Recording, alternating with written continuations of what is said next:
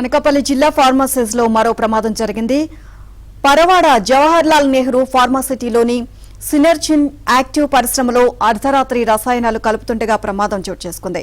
దీంట్లో నలుగురికి తీవ్ర గాయాలైనట్లుగా తెలుస్తుంది. గాయపడిన వారిని పరిస్థితి విషమంగా ఉంది. ఇక హుటాహుటిన విశాఖ ఇండస్ ఆసుపత్రికి బాధితులను తరలించారు. ఘటనపై ఏపీ సీఎం చంద్రబాబు కలెక్టర్తో ఫోన్లో మాట్లాడారు.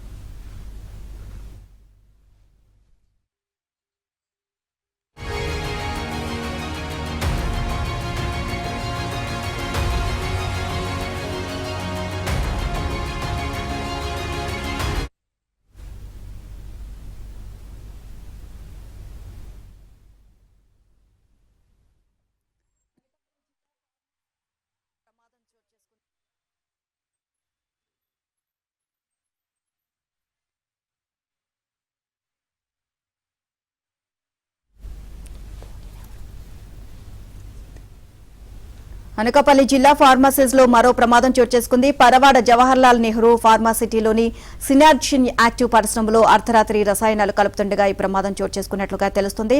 ఇక నలుగురికి తీవ్ర గాయాలయ్యాయి. గాయపడిన వారిలో ఒకరి పరిస్థితి విషమంగా ఉన్నట్లు తెలుస్తుంది. ఓవరాల్ గా ఇదే అంశానికి సంబంధించి మరింత సమాచారాన్ని మా కరెస్పాండెంట్ సతీష్ నాయుడు తెలుసుకుందాం. సతీష్, అసలు ఏం జరిగింది? గాయపడిన వారి పరిస్థితి ఏ విధంగా ఉంది?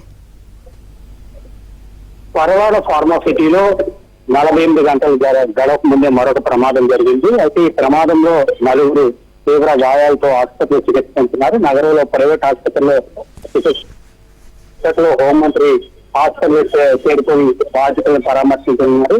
అయితే రాత్రి 12 గంటల ప్రాంతంలో సినర్జీ యాక్టివ్ రేడియల్ సంస్థలో ఈ ప్రమాదం చోటు చేసుకున్నట్లు తెలిపారు. అయితే ఘటనకు సంబంధించి అర్ధరాత్రి అధికారులు అదేవిధంగా స్థానిక ఎమ్మెల్యే కూడా అప్రమత్తమయ్యారు. వెంటనే వారికి ఆదేశాలను కూడా జారీ చేశారు.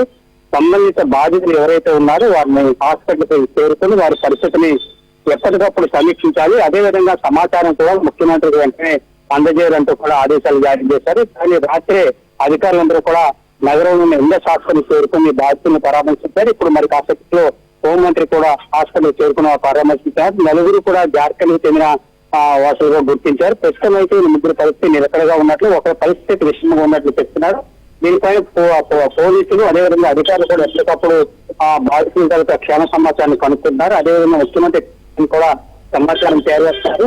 నిన్న ఆయన ప్రెస్ మీట్ లో మాత్రమే ప్రమాదాలు ఒకసారి జరగకూడదంటూ కూడా ఆదేశాలు జారీ చేశారు. దీనికి శాశ్వత పరిష్కారాన్ని కూడా కనుగోవాలని, అదేవిధంగా మొత్తం అందరి అధికారులతో అదేవిధంగా ఈ పరిస్థితికి చెందిన ఎక్స్పర్ట్స్ తో కూడా మాట్లాడడం జరిగింది. దీనిపైన పూర్తి స్థాయిలో ఇటువంటి ప్రమాదాలు జరగకుండా సరైన చర్యలు జాగ్రత్తలు కూడా తీసుకుంటామని చెప్తున్నారు. అదేవిధంగా మేనేజ్మెంట్ గా నిర్లక్ష్యం వహిస్తే వారికి తప్పకుండా కఠినమైన చర్యలు కూడా తీసుకుంటామని చెప్పారు. నిన్న జరిగిన ప్రమాదంలో జరిగిన ప్రమాదంలో మాత్రం పోలీసులు అదేవిధంగా అధికారులు కూడా రాష్ట్రం నుంచి కూడా హాస్పిటల్ చేసుకుని పరిస్థితి ఎప్పటికప్పుడు గమనించి ముఖ్యమంత్రి కార్యాలయానికి అందజేస్తున్నారు. అదేవిధంగా తనకు నేరుగా చెప్పాలని కూడా ముఖ్యమంత్రి రాత్రి హోంమంత్రి అదేవిధంగా ఇక్కడ ఉన్న స్థానిక నేతలు కూడా చెప్పినట్టు సమాచారం ఉంటుంది. కాబట్టి మరి కాసేపట్లో హోంమంత్రి హాస్పిటల్కి వెళ్ళి బాధితులను పరామర్శించారు.